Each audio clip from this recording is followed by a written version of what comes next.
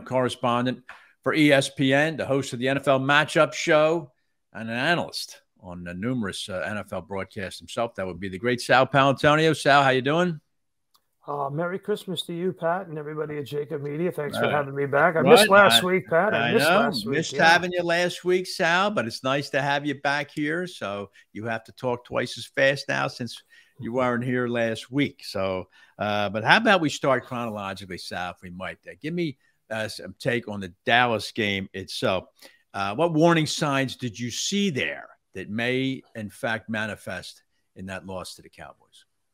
Well, I think they need to correct some things for sure. When they play good quarterbacks and good wide receivers, Jonathan Gannon's defense is just not good enough. You can't have CeeDee Lamb targeted 11 times and have 10 catches. You can't give up a 52-yard bomb on 3rd and 30. You're playing a cover 2 at that time when you should have had somebody on T.Y. Hilton. You should have had T.Y. Hilton doubled. The Cowboys did not have very many receivers on the route. On the pattern, right. Yeah, they didn't have many on the pattern. It was 7 on 3, and that means you got to put 2 guys on 1, and you still have 1 left over to play zone. Yeah, it was definitely something they should have done. They should have bracketed T.Y. Hilton, and they didn't do that. For whatever reason, maybe the call was there and it wasn't executed. But my guess is that's the defense that Gannon called.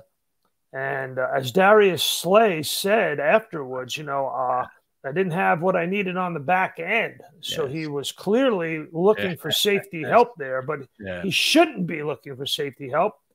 He's Darius Slay on T.Y. Hilton, who was on the couch eating Cheetos 2 weeks ago. Right, you are. But Slay, you sent me that and quoted him as saying that play got me real hot. I'm sure he could have been referring to the fact that you just pointed out he let Hilton get behind it, but I think it's more likely he was pointing out the fact the Eagles might have been in the wrong defense.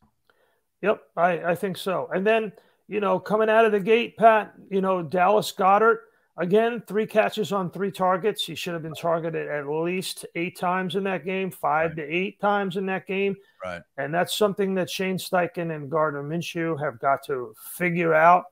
Shane Steichen's got to get some specific plays that go to Goddard. Goddard's open all the time. Goddard catches everything. His catch ratio is the highest of any tight end in the National Football League. So get the ball to Dallas Goedert. And the other thing is, boy, oh boy, in his first start on the road in Dallas, he's throwing 40 passes, Gardner Minshew. I know. Design runs for Miles Sanders. That's the key in this game against the Saints. Yeah, I expect, Sal, we'll get to the Saints game in a second, but I expect a much more sedate game plan. And I want to talk to you a little more expansively, too, about who you expect to see. I know you've said to me earlier in the week that given the way Nick Sirianni was acting, Minshew would be the starter. Are you rethinking that at all, given the fact that Jalen Hurts appeared at practice today? Well, he appeared on a limited basis in practice on Thursday, and that means that they're slowly working him back onto the football field. Unless you're a full participant on Friday, you really don't have much chance of playing in the game. Okay. To me, you don't, when Nick Sirianni said on Monday that he spent all Christmas Day watching the game and texting with Gardner Minshew on mistakes that were made by Gardner Minshew, that to me was a telltale sign that he's getting Minshew ready to play against the Saints. That's the sign that I looked at. Okay. All right. Well, let's take a more detailed look when we get back, Sal, at this Saints game. And I want your take also on the fact that Lane Johnson now is not there, how the Eagles will manipulate their offensive line to account for that, and what the game plan really would be, should be. And then we'll take a look at the just a sneak peek at each conference and who you think are the really strong contenders for the Super Bowl. We're going to do all that with Sal Paolantonio when we get back here on This Week in Pro Football.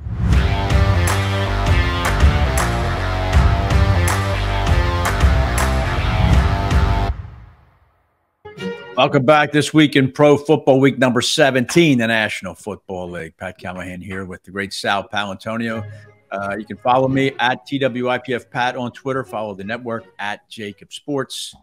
And Sal Pal, let's resume here, if we might. talk about the Eagles now hosting the 6-9 Saints.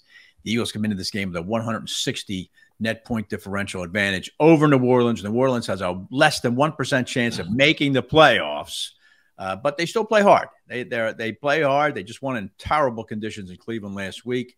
They come to Philadelphia now, and the deck really stacked against them. Philadelphia, though, no Lane Johnson. How do you see the Eagles initially working around that injury?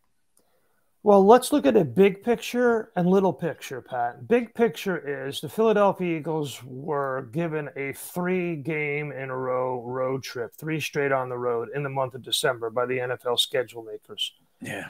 And they won 2 out of 3. And when you looked at that game in Dallas at the beginning of the year, you thought to yourself, that's going to be a tough game to win no matter what, right? Because the Eagles have had trouble winning in Dallas. Dallas, you knew, was going to be in the playoff hunt. That's always tough to win on the road in the NFL, and especially the 3rd road game in a row to win that 3rd road game. So I think the Eagles have accomplished a lot in the month of December by winning 2 out of 3 on the road and putting themselves in a position in the last 2 weeks to get home field throughout in the number 1 seed. I think they're going to beat the Saints. Right. I think they're going to cover. Right. They're 6.5 or 7, depending on where you look. Point favorites. I think they're going to cover the spread. The Saints are a bad road team. They're 1-6 on the road. They're 0-4 against teams with a winning record. They have injuries at key positions. Kamara's injured. He didn't practice at all on Thursday. He's got a personal issue he's also dealing with that's unidentified. Chris Olave, their young rookie wide receiver and their best receiver, has over 100 targets. He's also injured. He was limited in practice, and he is a question mark going into Sunday's game, although I'd be shocked if he didn't play. So their best offensive playmakers are either injured or have been unavailable for practice for the entire week. Right. Andy Dalton is a statue. You can get after him. I think that the Eagles will dominate this football game against New Orleans. I really do. All right. So, I think they should. They certainly should, coming off a loss like that. I agree with you. But just a point about Johnson, I think the Eagles, do they shuffle the line or do they just replace him, I guess is what I'm trying to nail down. A lot of teams, when you lose a guy of his stature, you'll move maybe the right tackle to left tackle or something like that. What do you see Philadelphia doing? Well, Nick Sirianni was asked about that and was very coy about it. He said, I don't want to give the answer to you because that's giving the answer to the Saints. But you look at Jack Driscoll. I like Jack Driscoll. He's not a small college player. He came from Auburn. Let me give you the numbers. He's had 588 pass block attempts in his young career and allowed only 5 sacks and 12 hurries. So he has really done well at the right tackle position or when he's been on the field anywhere. He's a good swing player. I would not interrupt Jordan Mailata at left tackle. He's had near a Pro Bowl season at left tackle. And I would put Driscoll at right tackle and stick with the young man. I think he's done pretty well, Pat. I really do. Okay. Sal, just a word about the perception of the Eagles at this point coming off that loss to Dallas. I think there's been an overreaction amongst many in the national media, even ESPN's own power rankings. Now the Eagles have fallen behind a number of teams, including San Francisco. Do you think maybe there's been too much of a swing in the pendulum away from Philadelphia given the loss to the Cowboys? But they'll swing back, Pat. They'll get the number 1 seed and they'll get it on Sunday, and then they'll get to rest their injured players. By the way, what Lane Johnson has is a, quote, torn abductor, which is a pretty tough injury. That doesn't sound no, it's the muscle that connects the kneecap to the hip. So that's tough to play with, and the only way to get it better is to rest it. He has to stay off of it and ice it. But I'm not a doctor, but I'm just saying for a man that size who's got to move like he does. That's a tough injury to come back from. So I'm color me a little skeptical on him being able to come back and come back at the high rate of play that he had. Nevertheless, he's determined to do that. He realizes this team, if they get number 1 seed, which they are, they're going to go on a Super Bowl run. They'll beat the first team that they play, no question about it. Right. Do you really think that Brock Purdy can come into Philadelphia on a Sunday afternoon? Yeah, that's right. That's what I'm thinking too, right? I mean, at some point, Brock Purdy has to show up, is what I'm thinking, Sal. You know what I mean? Well, you know, nothing against Brock Purdy. I'm just saying nobody is equipped to handle that. You know, the wind and the cold and that crowd. It's a menacing, hostile place to play. And you got Hassan Reddick and Brandon Graham and Fletcher Cox and company breathing down your neck a whole game. That's hard to do. It's a hard task for a young quarterback. It really is. So, I mean, and we can agree, Pat. I mean, we can agree that you would pencil this in as a failure if this team does not make it to the Super Bowl. Yeah. Yeah. But I'm hearing this one and done talk that I'm hearing, Sal, I think is a little bit too much. I mean, certainly, as you point out, they're going to get that 1 seed and they're going to sit there for a week and get a much needed week off. And then who's coming to town, Sal, would be, it could be most likely the Cowboys are going to come to town unless, I don't know. I think there's a chance Tampa does not even win that division. But I think that 4 seeds coming or 4 or 5 seeds coming, and I think the Eagles can dispatch them. I don't see Dallas. You know, Pat, you know, when I first came on this show in September, and we were starting to really chronicle the turnover margin. Right. And I said to you, the only way the Eagles lose is if Jalen Hurts turns the ball over. And he was magnificent all year long. Right. The only time this team lost, 4 turnovers at home on Monday night against the Washington Commanders. Right. If they turn the ball over twice against Dallas, they win on the road with Gardner Minshew. So I don't know what people are saying that it's one and done with Philadelphia. I mean, give me a break. Right. Talking with Sal Paolantonio, the host of the NFL Matchup Show, presented by the good folks at First Bank. Sal, let's take a broader look now at the Super Bowl contenders. We'll start with the NFC. And as I see it, Sal, you got Philadelphia. Obviously, we just got done chronicling how they are clearly, in my opinion, still the #1 seed. But who else do you see as a really serious Super Bowl contender? Minnesota's probably going to end up with the 2 seed. San Francisco could edge them out. Do you see Minnesota as a serious contender? Do you see Dallas as a serious contender? Pat Callahan, this show is called This Week in Pro Football, but I'm going to violate I'm going to violate the mandate and go with your question. And I'm going to shock and amaze you, Joe Frazier. I'm going to say nobody wants to play the Packers right now. Nobody. Yeah. They're not giving up points. Yeah. If you look at it, right now their defense is playing well.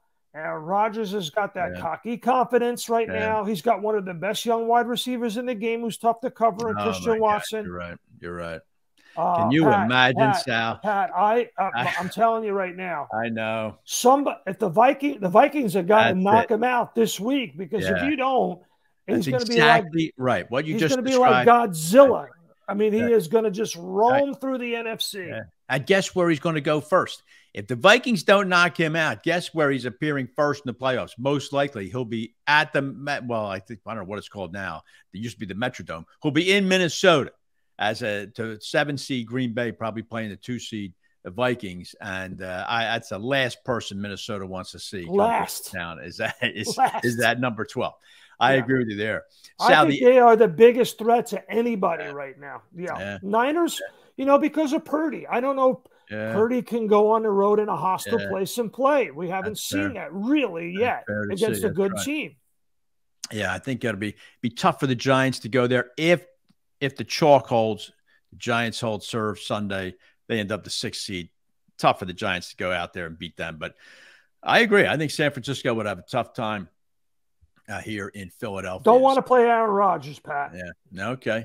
Not right now. Now, the real, besides Philadelphia, in my opinion, Sal, the real power lies in the AFC. There are 3 teams in the AFC, Sal, that I think maybe you could throw a blanket over. And that is Buffalo. He is a freak of nature. Josh Allen. You've got the Chiefs, who I think have benefited, Sal, from a very easy schedule, sitting out at 12-3. They finished with Denver and the Raiders, which they're going 14-3. And then Cincinnati. Joe Burrow has turned up the dial recently in the last month. They're a formidable team right now. Just give me your thoughts on how you think those 1-3 seeds end up in the AFC. Well, let me start with the team that I covered last week. Cincinnati Bengals got shut out in the second half by the Patriots. And I was in that locker room, And I talked to players and coaches after the game, Trey Hendrickson, Joe Burrow, and some of the coaches, and they were really disappointed about their performance. And the bottom line is you got to give Joe Burrow some help. They don't run the ball very well, and when they do run it, they give it up too quickly because, hey, we got Joe Burrow. We got Jamar Chase. We got T. Higgins. We got Ty Boyd. We got, so what are we doing running the football? I think that Zach Taylor, they get way too pass happy. Yeah. And they just lost one of their best offensive linemen to an injury in the first quarter, Lyle Collins. Collins, right. Yep. And right after that, they gave up 2 sacks on the other side because they were compensated for Collins' loss, and they didn't really score much after he went out. So the Bengals, yes, 7 in a row. Burrow's great, but they need to give him some help. Same thing with Josh Allen. Josh Allen has 18 turnovers, Pat. Josh Allen has 18 turnovers. Yeah. And the reason why is because they put too much on him.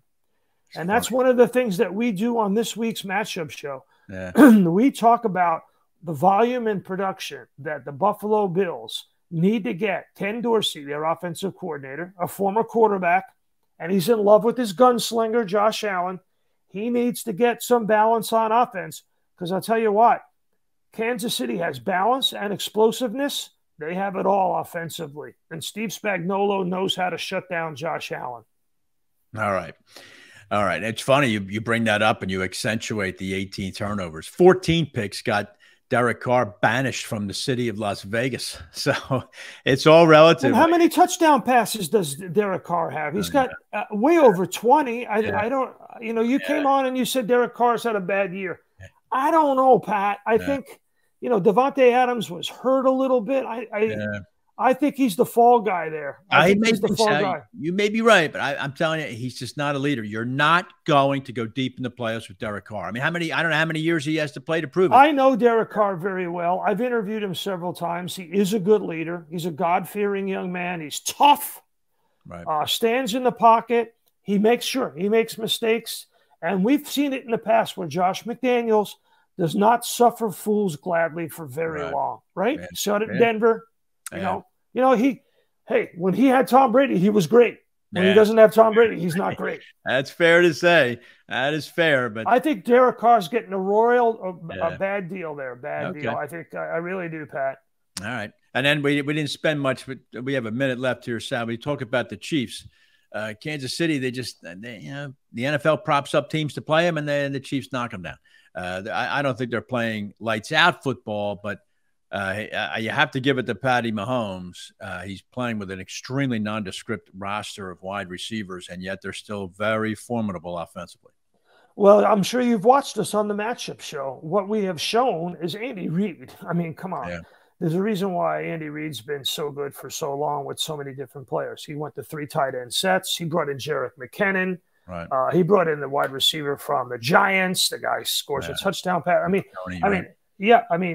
So, he can take players and he can just make them better within his system. He gets creative around the goal lines. Nobody's better inside the 5 than the Kansas City Chiefs. They just score a lot of touchdowns, Pat. Yeah, they do. They do. You have a guy who's an improvisational player and you have a coach who doesn't mind being creative and different. It's a great combination. It is a devastating combination. And Spagnuolo, he doesn't always have all the horses, but he's pretty smart at figuring out game-to-game matchups. The Bills, in my view, only win the AFC title if they have the number 1 seed. They're not going to go on the road. Hosting, right. If they host Kansas City, I think that would give them a good shot. Yes. Right. All right, Sal, we blew through that time like you and I always do, and I certainly appreciate you coming on and hanging out for an extended period of time. I hope you're going to be in Philadelphia this weekend. We'll see you around the link. Oh, yeah. Saints at Eagles. I wouldn't be anywhere else. And don't forget, NFL matchup show. Right. And you can, Pat, you never promote my Instagram. You're always promoting your Twitter. I get it. It's your show. I didn't even know you were on Instagram. Once in a while, it's Sal Pal ESPN on Instagram. Okay. There you go. Sal Pal. I will get that right into the copy for next week. I'm very benign on social media, Pat. You know that. But so you try me out on Instagram. I will do that. We'll do that, Sal. I got the green flare. I'm ready for this weekend. All right, Sal Paolantonio, thank you very much, pal. We'll talk to you real soon. Happy New Year. You too. All right. Great Sal Paolantonio joining us there. He's lukewarm, certainly on. It's interesting take him on San Francisco there, and of course he sounds the alarm about the Green Bay Packers, and Aaron Rodgers might have the last laugh after all. All right, we'll get Gary Meyer's take on that too, briefly, where the everything stands playoff wise, and then we want to talk with Gary about great quarterback coach combinations such as Andy Reid and Patty Mahomes. And over the years in the National Football League. We're going to do all that next on This Week in Pro Football.